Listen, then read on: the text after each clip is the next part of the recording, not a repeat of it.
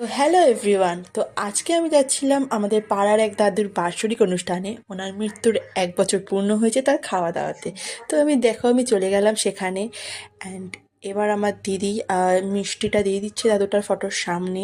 And now এবার দুপুরের লাঞ্চটা করা যাক। তো ফার্স্টে দিয়ে দিচ্ছে রাইস, আর তারপরে একটু ঘি দিয়ে দিয়েছিল, অ্যান্ড তারপরে শুক্তো। এবার দিয়ে দেবে ডাল, যেটা আমার ফেভারিট, মুগ ডাল, অ্যান্ড তার সাথে লম্বা লম্বা বেগুন ভাজা। আমার তো এটা বেস্ট লেগেছে। অ্যান্ড তারপর বাঁধাকপি। এরপর দিয়ে দিল কাতলা মাছের কালিয়া। আর আমার দেখো পেটির পিস পড়েছে, আমার তো পেটির পিসই বেস্ট লাগে। অ্যান্ড নাও আমি একটু খেয়ে দেখলাম, খুবই ফ্রেশ ছিল আর খুবই ভালো ছিল মাছটা। এবার লাস্টে ছিল চাটনি, পাঁপড়, রসগোল্লা অ্যান্ড মিষ্টি দই। এখন চলে যাব আমি পান সেন্টারে, যেখানে আমি পান নিতে।